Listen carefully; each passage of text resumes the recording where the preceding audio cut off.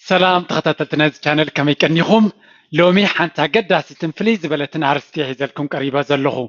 نايلوم عرست تمرتنا بزعبا نزع عالمنا زنك أساقصو حمش تقد السباتنا هنري أب عالمنا بزحات بليونيرات كم زلون فلتننا لومي اتهم زهبتمو حمش تسباتن اتناتهم بزنسن ويكا منجنا هابتومن إنا غنري سلازي زوم حمشته من يوم انت عينت كامباني مكو زونونو بخمي امتيومو بحتر زباله خنرينا لكل دما حد عينت بحرك كنرينا خباتهم تتصبو ነገር ድማ ንዑ ኢለ ዝያዳ ነተሃብቶም ጥራይ ዘይኮነስ ነቲ ንሳቶም ናው ከብፅሖም ዝኽእል ነገራት ከነስተውዕለሉ መንታን ኢለ ቅድሚ ናብቲ ትምህርትና ምእታውና ግን ሓንቲ ዕዮ ክበኩም እየ ኣብ መወዳእታ ድማ ክፈትሓ ክፍትን እየ እንተዘይረሲዐ ንሳ ድማ 1 ሚልዮን 1 ቢልዮን 1 ትሪልዮን ሰከንድስ ንሓደ ሰብሲ ንዓኻ ወይ ንዓኺ ማለት እዩ ድሕሪ 1 ሚልዮን ሰከንድ ክረኽበካ እየ እንድሕሪ ኢለካ ወይ እንድሕሪ ኢለኪ ድሕሪ ክንደይ መዓልቲ ወይ ወርሒ ማለት እዩ ፍለጥዎ ከምኡ ድማ ድሕሪ 1 ቢልዮን ሰከንድ ክረኽበኩም እየ እንተኢለኩም ከምኡ እውን ድሕሪ 1 ትሪልዮን ሰከንድ ክረኽበኩም እየ እንተኢለኩም ገምትዎ ብግዜ ክንደይ መዓልቲ ክንደይ ወርሒ ክኸውን ይኽእል ኩሉ ትፍልልይ ኣብ መንጎ ሚልዮን ቢልዮን ትሪልዮን ዘሎ ከረዳእኩም ስለ ዝደለኹ እየ ኣብ መወዳእታ ናይዚ ቪድዮ ክምለስ እየ ስለዚ ተመሊስና ናቶም ቀንዲ ኣርእስቲ ናይ ትምህርትና ናይዚ ዓለምና አንቀሳቀስቲ ዝኾኑ ሰባት እዚኦም ሰባት እዚኣቶም ነዚ ዓለምና ከምቲ ሕንበብ ዝገብርዋ ዘለዉ ኣብዚ እዋን እዚ ቀላስ ቦታ ዘለዎም እዩ በቲ ቁፅሪ ሓደ ዘሎ ኣብዚ ግዜ እዚ መቸም ቅድሚ ናብቲ ትምህርቲ ምእታውና እዚ መፅናዕቲ እዚ ኣብ መወዳእታ ወርሒ 11 2019 ዝተገበረ እዩ ክሳብ ሕጂ እውን ከምኡ እዩ ዘሎ ንእሽተይ ምፍልሊ ለውጢ ምስ ስቶክ ማርኬት ክህሉ ይኽእል እዩ ግን ብሓፈሻ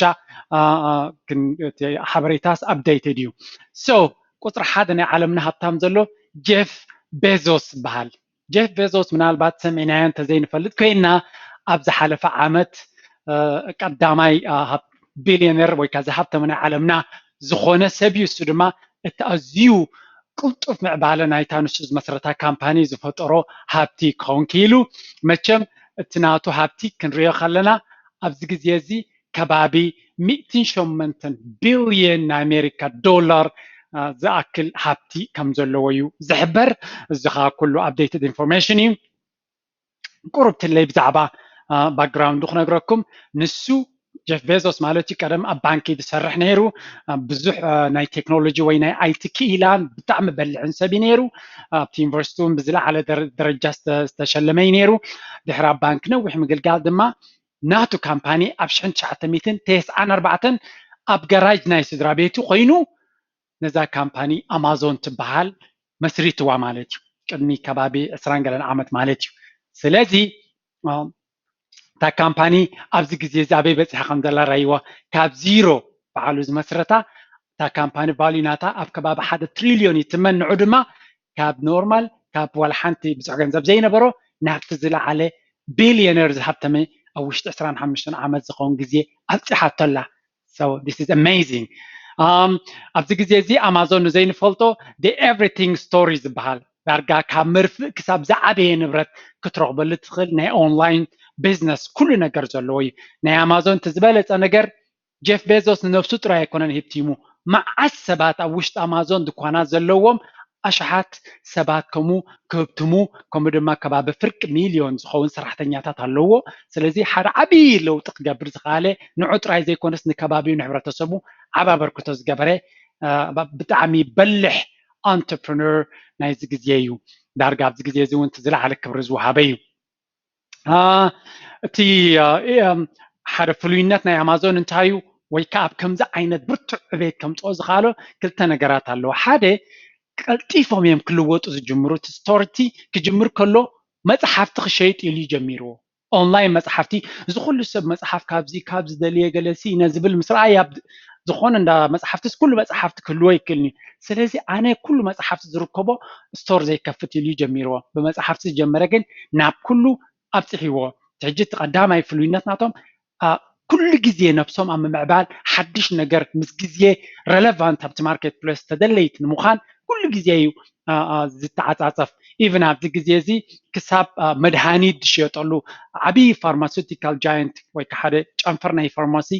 መድሃኒት ዝሸጡ ገዚኡ ኣሎ ኣብ ዝሓለፈ 2018 ኣቢሉ ገዚዎ ዓባ ዛራቢ ኮይኑ ነይሩ ስለዚ ናብ መድሃኒት ከምኡ ናይ መግቢ ሱፐርማርኬታት ገዚኡ ይገብር ኣሎ ማለት ከም ዝሸጥ ይግበር ኣሎ ኣማዞን ንብዙሓት ድኳናትን ሱፐርማርኬታትን ዘደቀሰ ዓብ ትካል እውን እዩ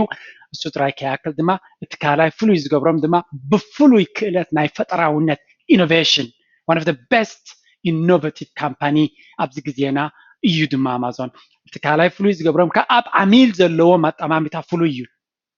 obsessed with customer ንዓሚል ብጣዕሚ ተገዳስነት ኣብቲ ናይ ዓሚል ድሌታት እዮም ኣተኪሩ ዝሰርሕ ንጀፍ ቤዞስ ካብ ታሕቲ ንላዕሊ ዘምፅኦ ንሳያ ኩሉ ግዜ ንሕና ናብ ዓሚልና መወዳድርትና ንዓና ከም ዝጥምቱ ክንገብሮም ኢና እዩ ዝብል ስለዚ ንሱ ነቶም ዓሚሉ ወላ መርፍእ እንተገዚእካሎ ፉል ሰርቪስ ኩሉ መሰላትካ ሕልው እዩ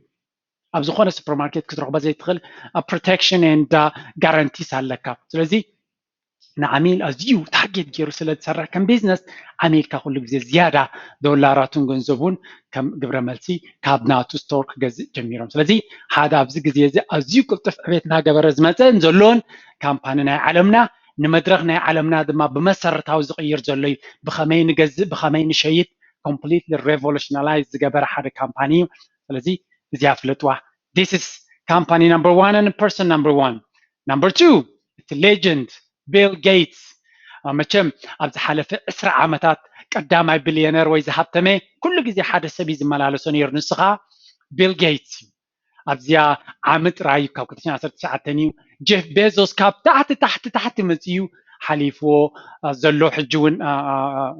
ጀፍ ቤዞስ ኣብ ሓደ ካምፓኒ ብቕልጡፍ ስለ ዝዓበየ probably ቢል ጌትስ ይርክቦ ኸውን እዩ ምክንያቱ ናይ ቢል ጌትስ ቀፃሊ ኮንስታንት ዝኾነ ግሮውዝ ዘለዎ ኢንቨስትመንት ስለ ዝኾነ So,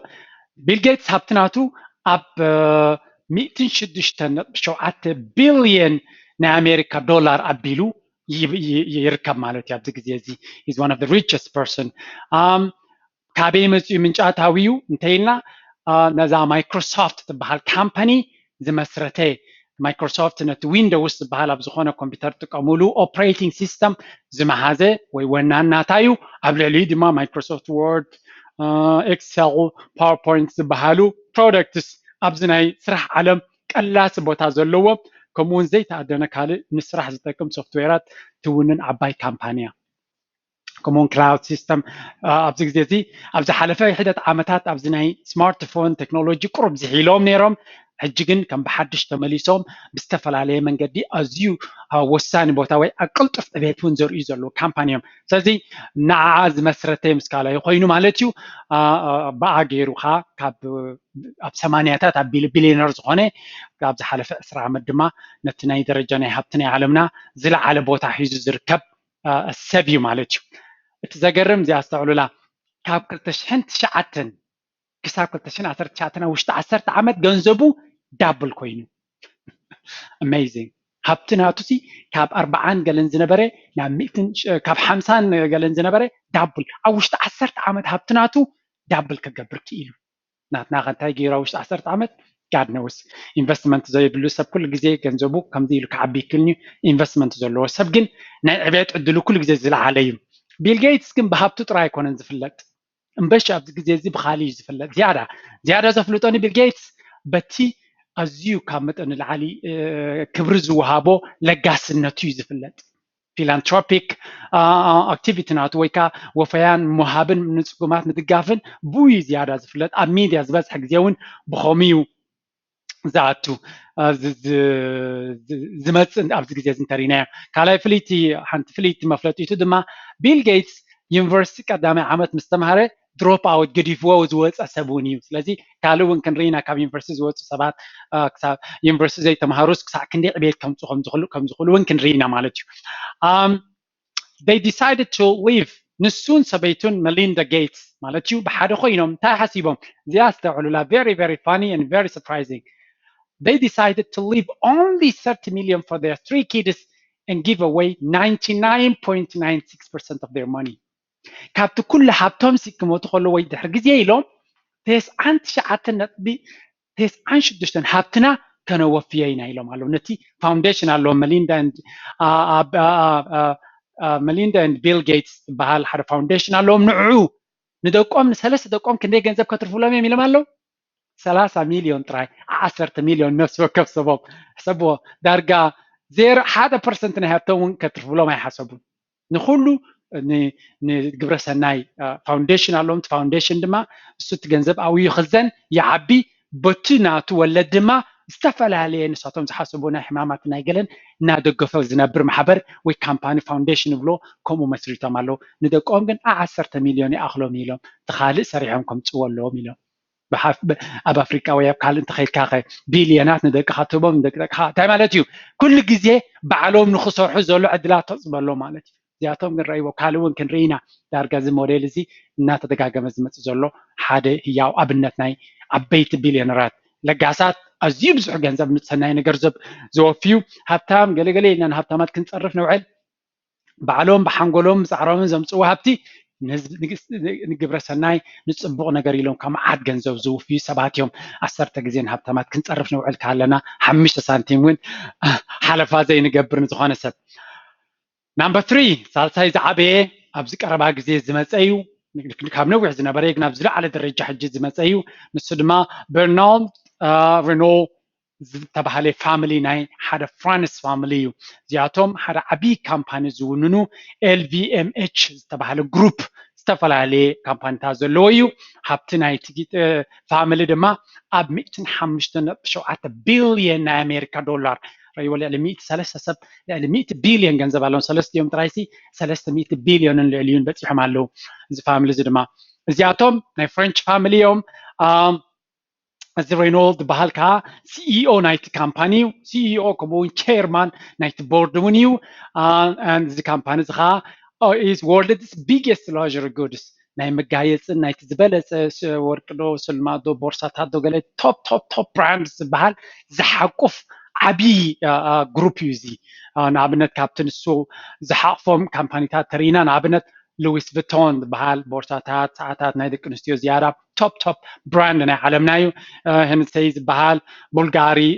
ዝበሃል ማርክ ጄኮብስ ዝበሃል ዲዮር ዝበሃል ጨናታት እውን ሴፎራ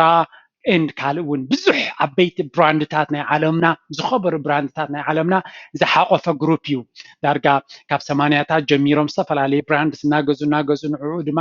ሰክሰስፉሊ ኢንተግሬት እናገበርዎ ዝመፀ ሓደ ዓብይ successful ካምፓኒ እዚ ሰብ እዚ ድማ ካብ 80ታት ጀሚሩ ነቲ ካምፓኒ ሊድ ዝገብር ዝነበረ ብጣዕሚ ክሬቲቭ entrepreneur and leader እዩ ስለዚ ኣብ ሳልሳይ ደረጃ ናይ ሃብቲ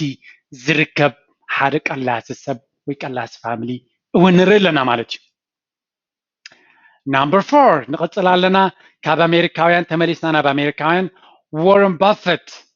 the oracle of omaha ተባሂሉ ዝፍለጥ ሓደ ካብቶም ከም ቢል ጌትስ ንነዊሕ ግዜ ነቲ ራንክ ናይ ቢልዮነራት ተቆፃፂሮም ካብ ዘለዉ ሰባት እዩ እውን ናቱ ሃብቲ ኣብ ከባቢ 85.5 ቢልዮን ናይ ኣሜሪካ ዶላር ይትመን he's the most famous value investor and labeled as the best investor of 20th century ኣብ ዝሓለፈ ክፍለ ዘበን ድማ እቲ ዝበለፀ ናይ ስቶክ ማርኬት ኢንቨስተር ተባሂሉ ዝርቋሕ ገለ ካብቶም ን30 ዓመታት ነቲ ማርኬት ኢንዴክስ ብተደጋጋሚ ክሓልፎ ዝኽኣለ እሱ ጥራይ ዘይኮነስ ማርኬት ኢንዴክስ ኣብ ታሪክ ክንሪኦ ከለና ኣቨሬጅ ወይ ከዓ ማዕከላዊ ገምጋም 10% ዕቤት ወይ ከዓ መክሰብ ከምፅእ ከሎ ወረን ባፈት ግን 20% ዕፅፊ ናቱ ደሊቨር ክገብር ዝኽኣለ ፍሉይ ሒደት ጥራይ ዝዳረግዎ ዳርጋ መዳርግ ተኣልቦ ዕቤት ኣብ ስቶክ ማርኬት ክብሪ ዘለዎ ሰብ እዩ ወረን ባፈት ኣብ ዝሓለፈ ክፍለ ዘበን ድማ እቲ ዝሓየለ ኢንቨስተር ተባሂሉ ዝተፀውዐን ዝፍለጥን ሰብ እዩ ናቱ ካምፓኒ ቤክሻያ ሃthaway ትበሃል ሓንቲ ብርኪ ናይዚኣ ካምፓኒ ንክትገዝእ ልዕሊ $300,000 የድልየካ ኣዝዩ ክቡር ብርክናቶም ቫልዩ ናይታ ካምፓኒ ድማ ዋጋ ናታ ኣብ ከባቢ ፍርቂ ትሪልዮን ኣቢሉ ልዕሊ 300 ክንደይን ሽሕ ኣቢላ ትትመን ካምፓኒያ I think ከባቢ half a trillion ኣቢሉ ቫልዩ ናይታ ካምፓኒ ትዕቤት ናታ ማለት እዩ ከም between 2006 and 2019 Buffett has given back nearly 34 billion لك كم بيل جيتس الزون وارن بافت بمهابن بلقاسنتن زياده زفلت لعلو كل زفلطو دما ازيو نورمال هيوت زنبر مخانو ازيو نورمال ماكينو غزو كله نورمال بأنبابروس بفلوي زفلت سبيزي تجنزبو معاد جنزب كله نورمال هيوت كنبر زمر سبيو ندقون نتوم دقون زخون يخون جنزب كجتفلهم اي كجتفلهم نيل لو صريحهم كم تقول It's amazing. زغل بيليونس أب كاب كلتشعين شدشتن كساب كلتشن عصرت تشعتن أب كبابي عصر ثلاث عامات مالتيو كباب ثلاثان حمشتن بليون خون دولار جنزب أو فيلو نقبر سناي مالتيو and committed to eventually give away nearly his entire fortune. انتهي له دمك على تيلو كساب أب تجزي على كساب على تموت مالتي أب تزلوا جزء دارجع بمولو حبتي نابلغاس إنك حلفهم خانو مع عد جنزب أبتناي مليندا بيل جيتس فاونديشن بزح جنزب ذهابه كباب 3 بليون تدتكاجي وفيا ذهابه سبي سلازي أزيوم هبتامات جن أزيوم لقاسات ኮይኖም ዝረአዩ ብኸሙ ዝፍለጡን ብሃብቶም ክጀሃሩን ዘብለጭልጭ ከርእዩን ዝረአዩ ሰባት ኣይኮኑን ብፍላይ ቢል ጌትስን ወረን ባፈትን ነቲ ናይ ሃብታማት ዓለምና ሞዴል ዝቀየሩ ሰባት ክንብል ንኽእል ክንደይ ሰባት ኣለው ዝብድዑን ገለመለን እዚኦም ክልቲኦም ግን ብትሕትንኦምን ብኣነባብሮኦም ንሰብ ዘገርሙ እዮም ሃብታማት እዮም ኢልካ ክትዛረበሎም እውን ዘሰክፍ እዩ ንስ ዘለዎም ሃብቲ ርኢኻ ማለት እዩ እዚ ኩሉ ዘብለጭልጭ ፕራይቬት ጄትስን ያኽቲ ሒዞም ዘዕገርግሩ እዚኣቶም ብኸማ ይፍለጡን እዮም እዚ ኩሉ ሓብቲ ከለዎም ንሓፂር ግዜ ዘይኮነ ከዓ ንነዊሕ ግዜ ማለት እዩ ስለዚ እዚ ከማ ንባዕሉ ሓደ ህያው ኣብነት ከመይ ጌርካ ዘለካ ፀጋታት ክትጥቀመሉ ትኽእል እዩ ዝምህረና እቲ ሓምሻይ ዝያዳ ንሕና ንፈልጦም ብቐረባ ክርዳኣና ዝኽእል እዩ ንሱ ድማ ኣያ እንዳ ፌስቡክ ማርክ ዛከርበርግ ንፌስቡክ ዝመሃዘ ንእሽተይ መንእሰይ አንተርፕረነር ሜጋ አንተርፕረነር ከማ ኖርማል አንተርፕረነር ኣይኮነን So ናቱ ሃብቲ ኣብ ከባቢ 72.9 ቢልዮን ናይ ኣሜሪካ ዶላር ይትመን ራይዎ ኣብ 2004 እዩ ንመጀመርያ ወዲ 18 ዓመት ከሎ ንፌስቡክ ምስ ካልኦት ኮይኑ ፋውንድ ገይርዎ ወይ መስሪትዎ ተሓሳብ ማለት ኣብ ዩኒቨርሲቲ ተምሃራይ ከሎ ልክዕ ከም ቢል ጌትስ ኣብ ዘሰም ዩኒቨርሲቲ እዮም ተማሂሮም ክልቲኦም እውን ትምህርቲ ይወድእዎን ድሮፕ ኣውት እዮም ካብ ዩኒቨርሲቲ ካብ ሃርቨርድ ማለት እዩ ስለዚ ኣብዚ ግዜ እዚ ሲኢኦ ናይቲ ፌስቡክ ግሩፕ ዝበሃል እዩ ስለዚ ናቱ ሃብቲ ኣብ ውሽጢ ካብ 2004 ካብ ዚሮ ኣብዚያ ዘለናዮ ግዜ ናብ 72 ኒርሊ 73 ቢልዮን ሃብቲ ናቱ ክድይብ ኪሉ ንፌስቡክ ካብ ዚሮ ናብ ልዕሊ 561 ቢልዮን ዶላር ቫልዩ ዘለዎ ካምፓኒ ከዕብዮ ዝኽኣለ ብሒደት ጥራይ ክዳረግ ዝኽእል ኣዝዩ ናይ ግዜና ኣገባብ ኣነባብራን ኣገባብ ርክባት ናይ ሰባትን ዝቐየረን ሪዲፋይን ዝገበረን ዓብዪ አንተርፕረነር ድማ እዩ ማለት እዩ ኣብዚ ግዜ እዚ ማርክ ዛከርበርግ ብዙሕ ካምፓኒታት እዩ ዝውንን ኣብቲ ፌስቡክ ዝበሃል እታ ፌስቡክ ጥራይ ከይመስለና ፌስቡክ ሓደ እዩ ኣብ ትሕቲኡ ኢንስታግራም ኣሎ ከምኡውን ዋትሳፕ ናቶም እዩ ኦርክለስ ቪአር ናይ ቨርቹዋል ሪያሊቲ ኣብዚ ናይ መፃኢ ዓለም ብዙሕ ተራ ከብርክት ዝበሃል እውን ጨንፈር ኣለዎም ዓብዪ ኢንቨስትመንት ኣለዎም ፍሬንድ ፊድ ዝተባሃለ ካልእ ጨንፈር ኣለዎም ሊቭ ሬይል ዝተባሃለ እውን ዝተፈላለዩ ጨናፍር ናይቲ ካምፓኒታት ኣለዎም ማለት እዩ ንሱ እውን ብዙሕ ገንዘብ ኣብ ፅቡቅ ዕላማታት ከም ዘወፊ ዋላ እኳ ምስ በዓል ቢል ጌትስ ዝወዳደር ተዘይኮነ ብዙሕ ሚልዮናት ዝትመን ገንዘብ ግን ዝወፈየን ዝውፊ ዘለዎን ሰብ እውን እዩ ስለዚ እዞም ሓሙሽተ እንተሪእናዮም ካብዚአን ካምፓኒታት ተን ሰለስተ ካብዚኣቶም ሰለስቲኦም ኣብ ቴክኖሎጂ እዮም ዘለዉ ቴክኖሎጂ ክሳብ ክንደይ ነዚ ዘለናዮ ግዜ ንመፃኢ ዲፋይን ከም ዝገብሮ ዘሎ ራይዎ ጄፍ ቤዞስ 2094 ጀሚርዎ ኣበይ በፂሕ ኣሎ 2004 ጀሚርዎ ፌስቡክ ኣበይ በፂሕ ኣሎ ቁሩብ እንተንቕፅል ከዓ 50 እንተኸይድና ከዓ እንዳ ጉግል ኣለዉ ክልተ ስለ ዝኾኑ ጥራዮም ሶም ከዓ ራይዎ ቴክኖሎጂ ክሳብ ክንደይ ንመፃኢና ሪዲፋይን ወይ ከዓ ሂወትና ይቅየር ከም ዘሎ ስለዚ ኣብ ቴክኖሎጂ ዘለና ርዲት ክዓብሎ እቶም ካልኦት ድማ ወረን ባፈት ራብዓዮም ማለት እዩ ኢንቨስትመንት ኣብ ስቶክ ማርኬት ቢል ጌትስ ኢንፋክት መዓት ኢንቨስትመንት እዩ ዘለዎ ኣብ ስቶክ ማርኬት ስለዚ ዳትስ ዋይ ድማ ትናቱ ግሮውስ ቀፃሊ ዝዓቢ ጥራይ ስለዚ ስቶክ ማርኬት ኢንቨስት ምግባር ኣብ ነዊሕ ግዜ ወረን ባፈት ሓደ ህያው ኣብነት እዩ ሓንሳብ እንድሕር ኣቲኻ ናብኡ ጠጠው ኢልካ ኣይወፅን እየ ብዙሕ እዩ ዝመኽረና እንታይ ክንገብር ከም ዘለና እቲ ኣነ ዝምህሮ ኣብዚ ድራር ሂወት ኣቲኹም ተሪኹም ብምሉእ እቲ ናይ ስቶክ ማርኬት ኢንቨስትመንት ኣነ ዘርእዮ ኩሉ ካብቲ ትምህርትታት ናይ ወረን ባፈት ሌጀንድ ዝኾነ ቢልዮነር ንዓመታት ን40-50 ዓመት ፍሉይ ዝኾነ ውፅኢት ዘምፀ ካብ ናቱ ዝመፀ እሞ ከድኩም ክትሪእዎ ትኽእሉ ክትጥቀምሉ ትኽእሉ ኣብ መወዳእታ ነታ ናይ መጀመርያ ዝሓተትኩም ሕቶ ክምልሰልኩም 1 ሚልዮን ሰከንድ ድሕሪ 1 ሚልዮን ሰከንድ ክረኽበኩም እንድሕር ኢለኩም ወይ ካልኦት ቪድዮ ናተይ ድሕሪ 1 ሚልዮን ሰከንድ እያ ክትመፅእ እንድሕር ኢለኩም ምናልባት ፈሊጥኩምዎ ክትኮኑ ትኽእሉ ነቶም ዘይትፈልጥዎ ግን ድሕሪ 11 መዓልቲ 12 መዓልቲ ማለት እዩ 1 ሚልዮን ሰከንድ 12 መዓልቲ ዝኸውን 1 ቢልዮን ሰከንድ ግን 31 ዓመት እዩ ዝኸውን ኣብ መንጎ ቢልዮንን ቢልዮንን ዘሎ ፍልይ ይራይዎ 1 ሚልዮን ሰከንድ 12 መዓልቲ ክኾን ከሎ 1 ቢልዮን ሰከንድ ግን 31 ዓመት እዩ 1 ትሪልዮን ሰከንድ ግን 31,688 ዓመታት ኣቢሉ ይኸውን ከባቢ 32,000 ዓመት ማለት እዩ ረይዎ እቲ ፍልልይ 1 ሚልዮን ቢልዮን ትሪልዮን ዘለዎም ፍልልይ ሰማይን ምድርን እዩ ስኢልካ ሚልዮኔር ቢልዮኔር ክንብል ከለና ዝተሓዋወስ ይመስለና ግን ኣዝዩ ስለዚ እቲ ገንዘብ ናይ እዚኦም ሰባት እዚኣቶም ተምንዎ ሕጂ ክሳብ ክንደይ ዓብይ ቁፅሪ ከም ዝኾነ ብጣዕሚ ዓብይ ገንዘብ እዩ ስለዚ these people are really legendary ዝኾኑ ዓብይ ክብሪ ዝወሃቦም ብሃብቶምን ብስርሖምን ጥራይ ዘይኮነስ ብናይ ተግባሮምን ዝፍለጡ ሰባት እዮም ሞ ንዓና እውን ኣብነት ኮይኖምና ካባኹም ሓደ ክልተ ኣብዚ ደረጃ ዝክበፅሑ